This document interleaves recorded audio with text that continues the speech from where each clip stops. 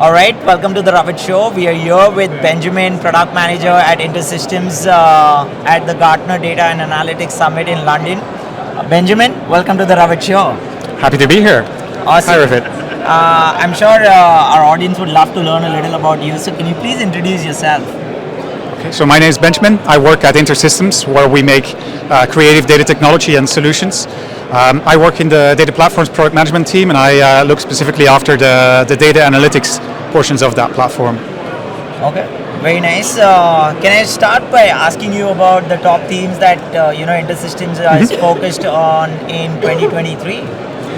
It's probably cheesy to say, but it's data and analytics. So we've been making a lot of investments in analytics, expanding our platform both by building out more technology ourselves and partnering with companies like AtScale. Nice. And we're really trying to bring that to market and kind of further expand what we're doing, especially also in the areas of real-time analytics. That's definitely an area that we're looking into. And also we're starting the rollout of a number of cloud services and cloud-based solutions.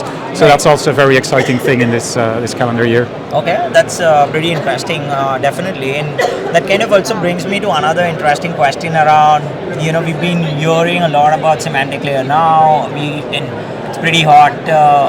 So I would love to learn a little, the relationship with semantic layer, Intersystems, AtScale. How does it fit in? If you can share in any example, any use case that you could share with us would be amazing.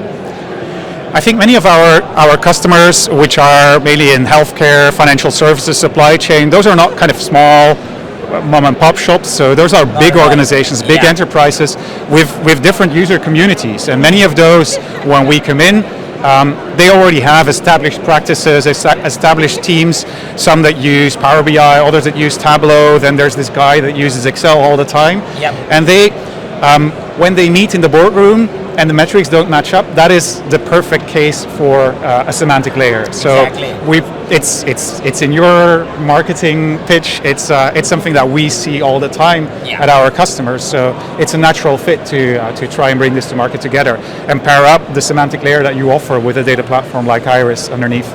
Yeah, no, I think those are pretty interesting insights in terms of obviously solving that problem for a larger enterprise. And I'm pretty sure with many teams in the large enterprises, it kind of gets difficult when they have to match the data around, and semantic layer kind of comes into the play. Exactly. So that's pretty good. Also, another theme that I've been, obviously listening around at Gartner as well, and not that it's very new, but we've been hearing a lot about the decentralization, and obviously about the data mesh, data franchise, hub and spoke. What are your thoughts around that?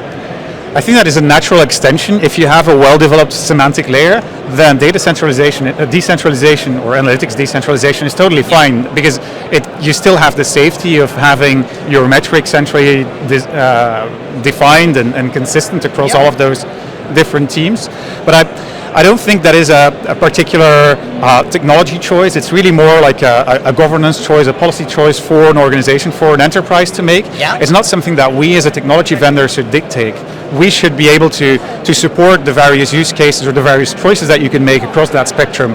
And whether people are looking at a data mesh or a data fabric, or looking at something completely different, or even a classic old school data warehouse, super strict, we're there. We're there to support them. And I think technology should be an enabler of policies and not a dictator. I think these are very interesting points that you've made, Ben, so thanks for that. Also, another question that when we talk about enterprises, there's another big term that we've been seeing in, a lot of enterprises obviously have that where they are looking at the cloud cost very closely right now. So there's this term, obviously FinOps, that kind of, comes into the play. What do you think about that? We think a lot about that. It keeps us awake at night, because I mentioned that we're rolling out our own cloud services. So it's very important for us to make sure that we have a really good grasp on how our own money is being spent, because we offer pay-per-use models. So we got to make sure that you get the most money out of that use.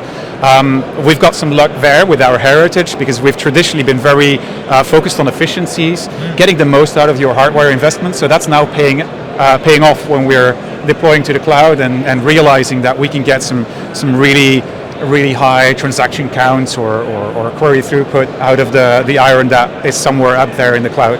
Yeah, fair enough. I think that's a very interesting point and definitely makes all sense when you say that it kind of keeps you up in the night because you all are rolling out with the cloud services Exactly. as well. So, and I'm pretty sure you all are doing all the right things to make sure where the cloud spend is minimal and out there the enterprises kind of go out and adopt easily. So yeah, pretty interesting. Thanks for sharing. Yes, we want to be competitive, so we have to. For sure. Awesome. So one last thing, obviously around, since we are here at Gartner and we've been hearing a lot around AI, data and analytics, hub and spoke, data franchise, and much more. But what are your top themes that you would like to choose, or maybe you would want to share some with our audience today?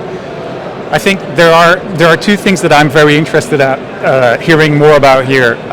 So one is there's still kind of a gap between AI and machine learning users, and then the whole story of BI and business metrics, etc. I think in the world of business intelligence and let's say mundane analytics, there's a good understanding of having governance for your metrics, but that hasn't necessarily trickled through to the data scientist community. They're happy when they get a CSV file or a Parquet file. I think having a solution that makes sure that your metrics also are consistent for that audience, which I think what AI Link in AtScale is a really great tool for.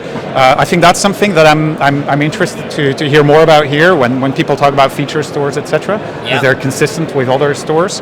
And then the second topic is that the spectrum on where your data is physically. So you've got this on the one hand side, you've got data virtualization all the way, a la Denodo or Dremio, and then on the other side you've got the physically moving data from one system to another with old school ETL from the operational systems into a dedicated data warehouse.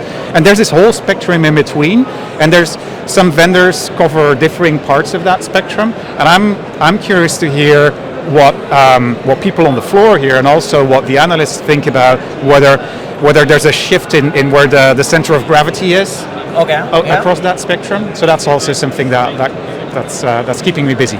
No, I think fair enough, and those are great points definitely where you have explored many more things which could be identified and worked on. So thanks for that, Benjamin.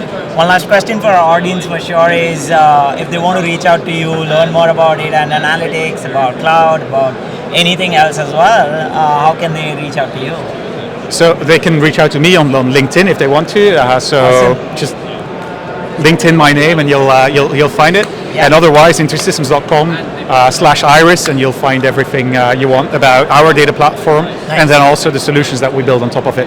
Okay, that's pretty interesting. Do you all also have resources for the audience where they can, read and learn more about what Intersystems is doing? Yeah, through intersystems.com, you'll find a knowledge library with both kind of ready-to-eat blog articles, but also the links to more hardcore technical stuff. And otherwise, just send me a message on LinkedIn, and I'll be happy to guide you around. Yeah, that's great. Thanks for doing this, Benjamin. It was such a pleasure talking to you on the Ravit show. We should definitely do a longer version in terms of picking up a topic and talking around it. So thank you once again for joining us. My pleasure. Thank you everyone for joining us today.